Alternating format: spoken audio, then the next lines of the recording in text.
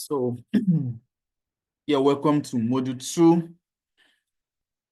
how to choose a researchable topic. In Module 1, we discuss some research skills and all that. So this is Module 2, how to choose a researchable topic that stands out.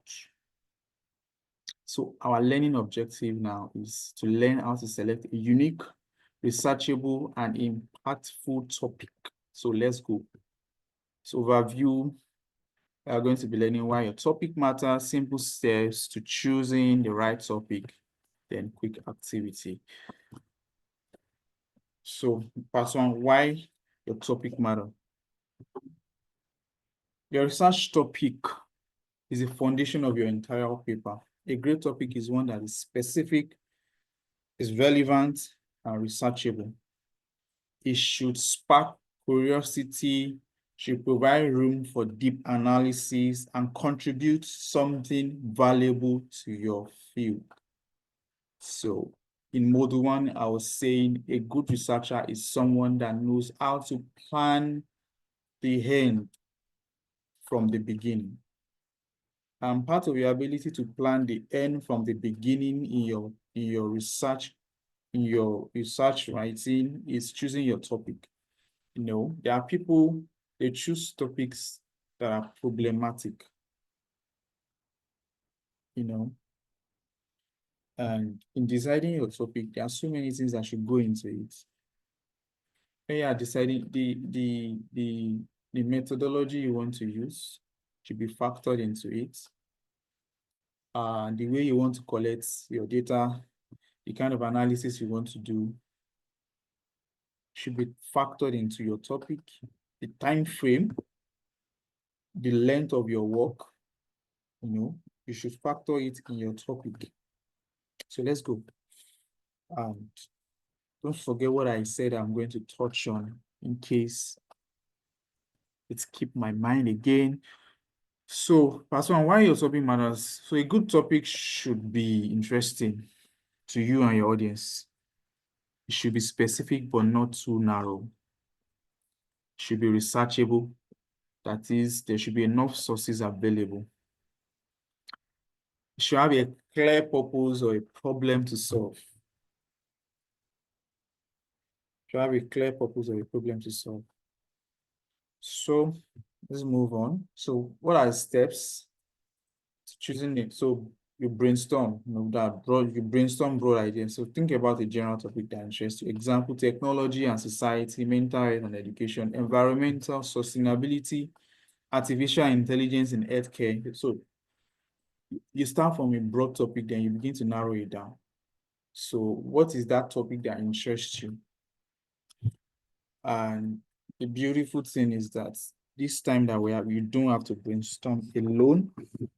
You have tools that can help you in your brainstorming process. So brainstorming is no longer a hard task anymore, but don't let us jump ahead of ourselves. We get there. Step 2 is narrow it down with the 5 W and H method. So this is how you narrow down your topic. So the number 1 is who. So who is affected by this issue? E.g., is it students? Is it business? Is it policy makers? Is it even a region? It could be a region. Is it a country? Is it an industry? So who is affected by your topic? What specific aspect interests you? E.g., mental health impact, economic implications. When is it relevant? Is it relevant in the last 5 years? Is it relevant post-pandemic? Is it an historical analysis? So this will determine the timeline of your work. There are some topics that are so trendy and fast-pacing that it cannot be less than 5 years. You cannot backdate it less than 5. There are some topics that are more historical in view. You can do an historical analysis of the last 20 years of, for instance, technological evolution in the health sector.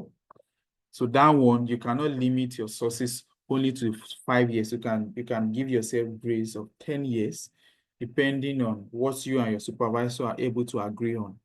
So when, okay, yeah, where does this apply? E.g., is it global? Is it specific? Is it country specific? Is it industry specific? And all that. Why does this topic matter? Has significance to society, need for research, etc. How can it be studied? So your how is talking about your methodology. So how do you want to go about it? So you must be able to provide answers to all these questions. If you cannot provide a coherent answer to all these questions, it might mean that your topic is not solid. So step 3 is a test for visibility. You have to test for visibility. How visible is this topic? How visible is this topic? For instance, I need you to take note of this. I don't know. It can apply to you. Probably you're trying to choose a topic for yourself. You're trying to choose a topic for somebody you're trying to help out in writing a particular work. Pay attention to this. Test for feasibility is very, very important. For instance, in the UK, if you want to choose a topic, you cannot use a company as your case study. Not only in the UK, abroad generally. As a Nigerian, why? The why is because they don't trust you. They don't trust what you will do with their data. If they give you access to come and collect data from them, they don't trust you. They don't trust probably go and sell their data to somebody that will harm the company, or you weaponize their data against them. So it's a no-no. So whether it is you that you are studying abroad or you are helping somebody study abroad to choose a topic, don't use a company as a case study. So this is test of visibility. Why? Because if you want to use a company as a case study, they will ask you something they call ethics approval. And ethics approval, you might be applying for ethics approval 5 months, 6 months, you may never get it. So why do you want to put yourself through that trouble? So just dodge that bullet and choose another topic. So what kind of topics do you choose for people like that? You choose topics that are probably, you can use an ethnic group as a case study, or you choose a company that is back home. You know, a lot of them. You can choose a company in Nigeria for them, in as much you know either you have somebody inside the company or you are sure that they will grant you access to come and take data on them. So these are practical tests of visibility. So for instance, when I'm designing a topic for any of my people, if I want to choose a topic that is related to them, I can choose a topic like I said, an ethnic group. Maybe they are trying to study Nigerian international students in the UK, for instance. So definitely, if I'm a Nigerian international student in the UK, you know, there's a way I will have access to other people like me. And then because we are all students, you want to help me now. So I can easily send you my questionnaire and you can easily fill it for me. So that one is visible. You get. But now I'm going to choose Apple as my case study. That's not visible. Nobody will grant you access to take data from them. So you need to pay attention to that. So what do we do when we are, if you now want to choose a company abroad, what do you do? What you do is like you make adjustments in your methodology. So you cannot take, so we are going to get there. I'm jumping ahead of a lot of things. We are going to get to methodology. It's a whole module on its own. So, but let me just address it a little bit here. So if you want to choose a topic in that regard, you have to go and adjust your methodology. You can use secondary data. You can use systematic review, but you cannot use primary data. So when we get to when we start talking about methodology, I'm going to be breaking down the difference between primary data, secondary data, systematic review, qualitative analysis, quantitative analysis. Yeah, there are some people that already know it here, but for those that don't know it, I'm going to be doing the breakdown when we get there. So let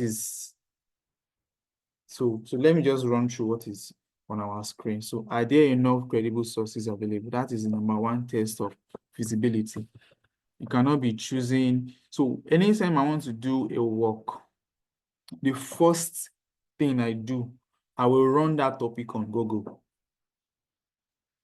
So once I see that there's enough sources, there's enough materials on it, okay, that's number one check that, okay, we can run with this topic. So number two is, can you collect data if needed, e.g. surveys, interviews, case study? That was the example I cited with choosing an abroad company as a case study.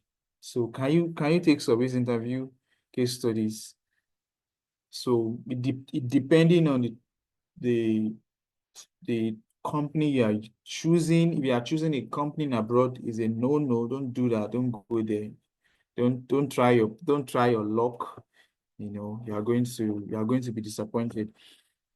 But if you are choosing like an ethnic group, maybe you can choose Indians, you can choose Nigerian, you can choose Ghanaians or Africans, just depending on the focus of your study. And you have to be sure that the person you are dealing with have access to those group of people, maybe have them as friends, or you can choose a community of people. You can choose probably Muslims, Christians, just a group of people that that access will not be difficult. You get, like, for instance, there was a guy that reached out to me. That should be in March. No, that was last month. So is in the UK, and he wants targets, his case study was NYC, was Corpus in Osun State. Corpus in Osun State.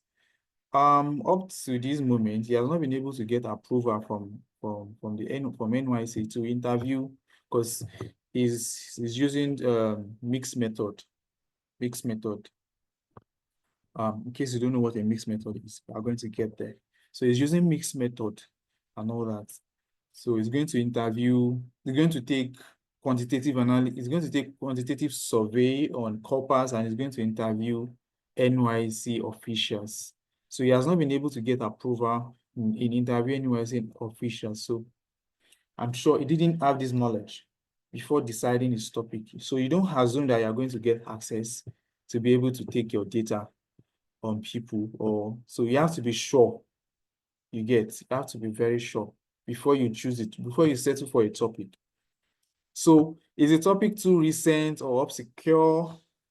You have to ask that question. Is it some new issues that may not have enough research yet? For instance, when the issue of COVID-19 broke out, COVID-19 broke out in 2020.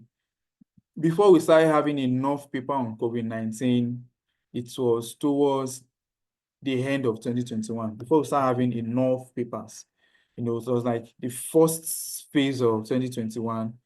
Some people have even started researching on COVID-19 in 2020, but there are different levels of research. There are research that you are the one that will be the groundbreaker. That means you have to go to the field to actually go and do the work. So other people can now reference you. That is a level on its own. But if you want to go to that level, I mean, you have to have a lot of money and resources to do it.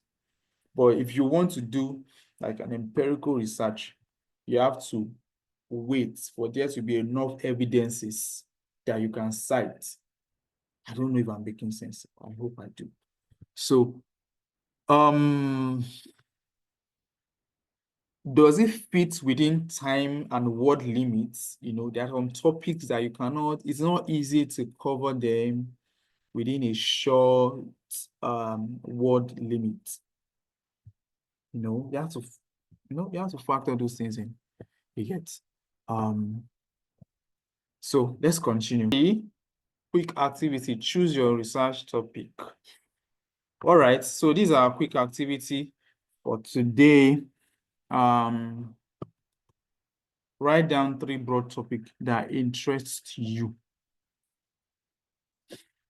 Use the 5W1H method to narrow one of them down. Check if it's researchable by doing a quick search for sources.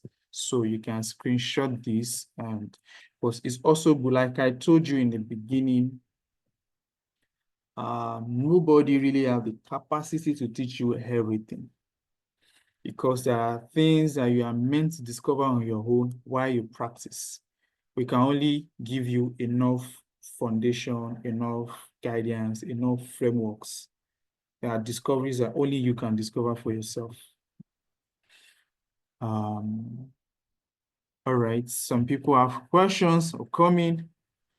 So you can take a screenshot and just do a short practice on what we just learned today, so that we are not just learning, we are also doing. So thank you for listening. So by the end of this course, we have a solid research worthy topic. Next, we dive into how to find reliable sources and avoid plagiarism. A must-know skill for research, strong research. So we're going to be doing module 3 and 4 tomorrow. And I will let you know if we are going to be starting earlier tomorrow. We might start around 7:30 tomorrow. I'll let you also know. So, yeah, I'm going to be taking questions now. So let me stop sharing my screen. All right, Lydia Adeni, you are raising your hands. You can unmute yourself. Question. Okay. I have okay, like 2 questions here. So my first question, you answered it in the midst of the conversation, but I still want to clarify. I wrote here that what are the qualities of researchable topics? And then you mentioned something, you said that one of the quality I noted that you mentioned was that we should make sure we can find enough materials on that topic. So is that what makes a topic researchable? If we can find enough materials on it. So that's my first question. And then the second question is, what does structure mean? And how can we make, so I think the question comes from one of the challenge I have. You talk about structure and you mentioned how important it is regarding our work, our research work. So what does it mean really, structure? And then how can I make my work interesting and engaging for the reader? And then another question I have, the question 3 now. You were saying something that we should not copy and paste.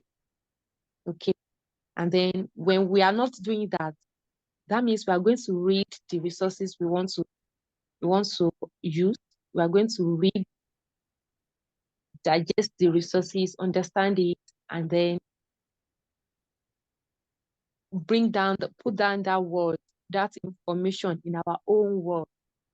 So, and then you said, in the sense that when they compare that work that we are referencing, when it is compared with what we have put down, it also implies the same meaning. So that was what you said. So my question is, how do we do that? How do we do that without altering the message, without altering the information, what the author that we reference is really talking about? Because truthfully, what I used to do is copy and paste. I'll copy and paste out somehow. But that is one of my challenges, as you say, that we should know our challenge. And that is one of my weaknesses. That how do I read and understand and now put those things, that information in my own words without altering the message, and it will still imply the same thing. It will still retain the potency of the information I'm trying to pass compared to the original author. Thank you. All right. First of all, most of your questions will be answered in like the question on structure will be asked will be treated in module 5. So there's no point jumping ahead. The question on structure will be treated on module 5. The question of plagiarism will be treated in module 3. That's tomorrow. And when I said in module 1, you should note what you struggle with, so that you can note them, so that when answers are coming, you'll be able to identify your answers. So yeah, we'll be treating those ones. Yeah, structure. It's not something I can just answer in a brief minute. It's a whole ball game on its own. So we deal with the question of structure in module 5, then question of references, and then paraphrasing tomorrow. That's in module 3. Hope I didn't leave anything out. Fola, kindly, can you unmute yourself, please? Okay, good evening, sir. Thank you so much for the teaching tonight. Yes, sir. My question is a bit of my own challenge in a research I'm carrying out in social science, because my background is in engineering, but I decided to take a course in social science. So I discovered that my methodology, chapter 3, I had to, just because you mentioned something about primary data, secondary data, and getting access to data, about getting access to data. And again, you mentioned something about company, like a company may not want to release their data. So Yes. I've tried not to, because my own personal training, methodology at times in engineering, it has to be hands-on. But now in social science, it's either I go for questionnaires or field survey, which I'm actually trying to avoid. So I've been trying to check online for some reputable establishments like CBN, publications, Bureau of Statistics publications, just to help my chapter 3. So I don't know, you mentioned something about something not being acceptable and being acceptable and getting access. So I would like you to please shed more light. Can those secondary data be perfect for chapter 3 without necessarily having to do a field survey? And again, you mentioned something about not getting access, especially in the situation of the person who wanted to get data from NYC that she was unable, something like that. So I've been trying to avoid that kind of primary source. So the question is, can we just rely on secondary source basically as in our methodology? Thank you very much, sir. Okay. All right. So first of all, I would like to know what's the topic of your research? The topic of my research is evaluating SDG goals and food security in Niger State. Evaluating SDG, that is Sustainable Development Goals, and food security in Niger State. So my scope is just Niger State. So, and I know that I can get this data, maybe some of the things I've seen online, CBN, but I don't know. But I know that it's going to be a lot of work doing field survey. All right. Okay. So what I would say is, like I said, in choosing a researchable topic, you need to consider, okay, the visibility test. That means which involves sources.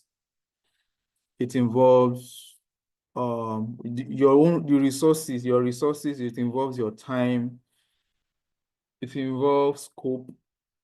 So, evaluating SDG goals and food security in Niger State.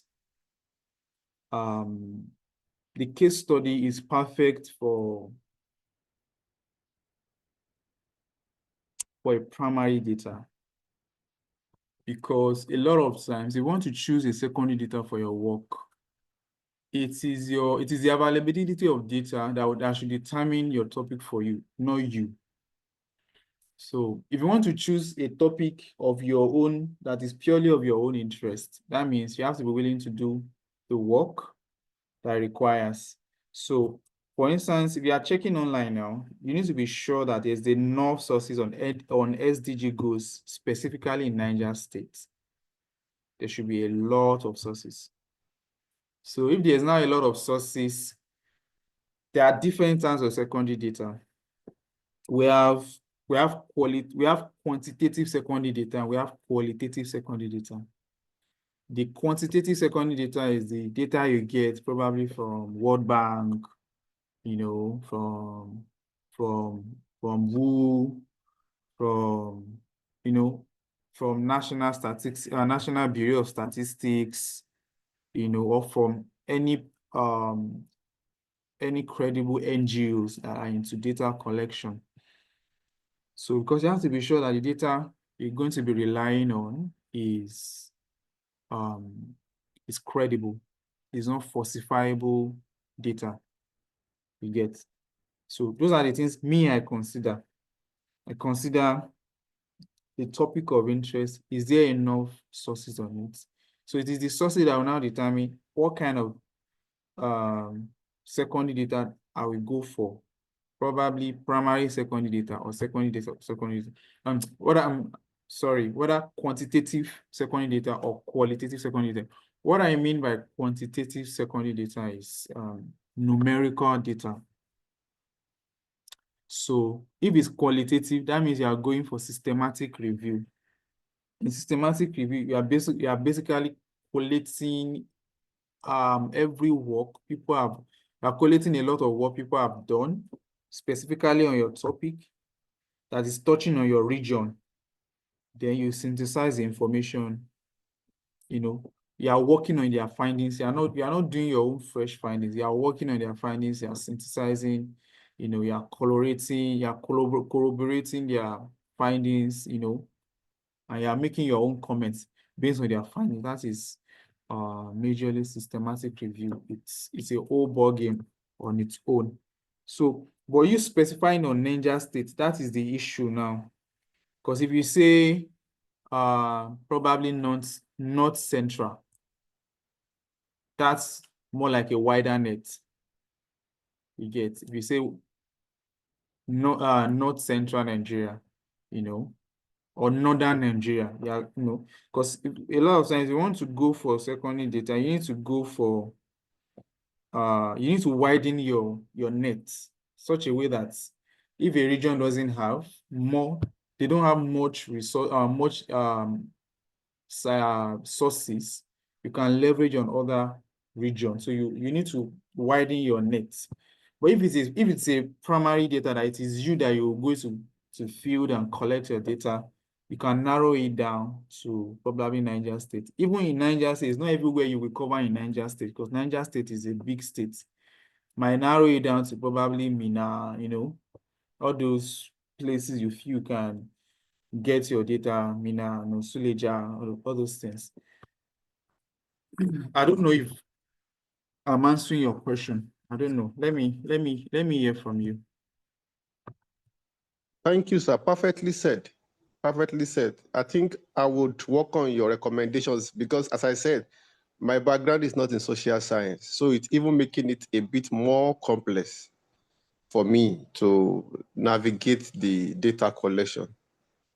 But I think I would rather prefer the secondary data because it's a bit easier. That means I may have to expand the scope, maybe not central as you suggested. And I will check some papers so that I can leverage, because the challenge is that there are not much work done in Mina Data Fund. There are no much paper that has been in Nigeria. That is the reason I was considering maybe I may have to consider visiting a field or the farmers. And but I think you've shed some light that can help me, the qualitative or quantitative secondary data. All right. So, Thank you, yeah, sir. yes, sir. So we are choosing not to enter. Abuja is part of non-central. Kwara State is part of non-central. So you are widening your net. And I'm sure if you can't find something in Niger State, you should be able to find in FCT. You should be able to find in Kwara State. You should be able to find in other regions in the north-central. So is there any other question before? So any other question? Lydia, was I able to answer your question? Was I able to? Because I defer most of your questions. Not yet, sir. You have not answered qualities of searchable topic. Qualities of what? Searchable topic. Yeah, that's what we dealt with in module 2. That's what we've been talking about since morning. I can't go back to talk about it.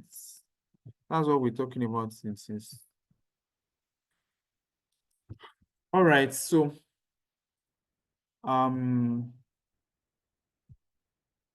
is there any other question? Okay, yeah. Lalikon, you can go ahead.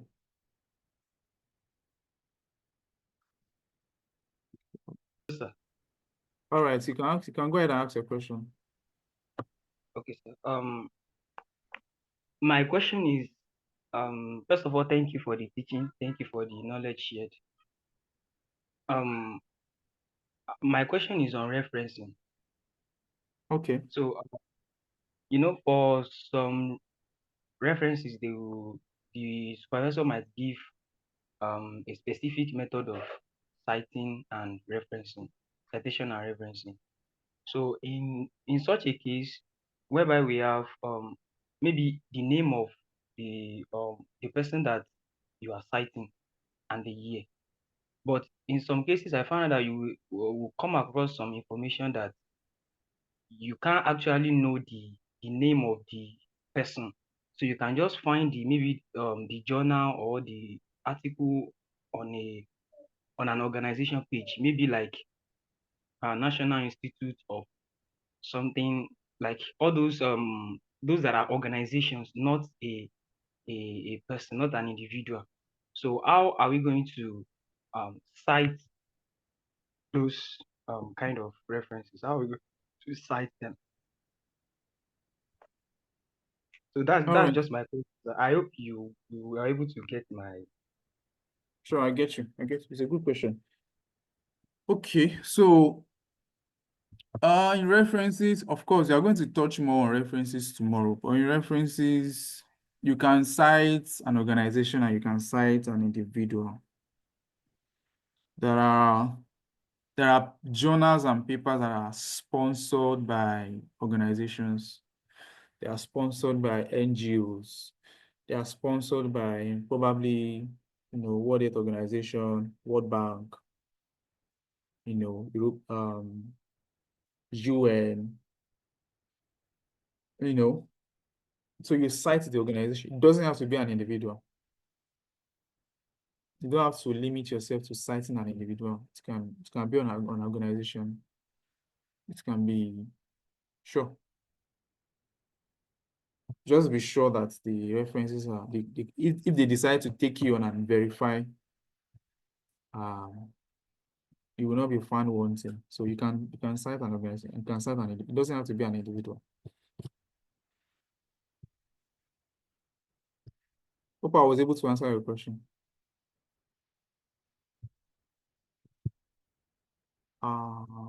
Mrs. Agbonjimi, do you still want to ask a question, ma? Yes, sir. Good evening, sir. Thank you very much for the insightful session. My question is about the recording of the training. Are we going to have access to it? I'll think about it and get back to you. For now, I Okay. don't know, but I'll think about it. Okay, thank you very much, sir. Well done. All right, ma. So, do we still have any question before we call it a wrap? So, I want to know. So, hope this session was, hope it was insightful. Hope you were able to gain something. So you can just type in the comment section. So let me have real-time feedback. If there's any of it that was vague, that was unclear, yeah, you can let us know. We are here to do better and to improve at every passing day. So let us know if it was clear, if this class have left you with more clarity than before, or if it has left you more confused than before, you can also let us know. So thank you for showing up today. Tomorrow we meet. I will let us know if it is going to be 7:30 or 8 p.m. tomorrow. Thank you so much for turning up today. I really appreciate it. And let's have an amazing night. And we catch up tomorrow.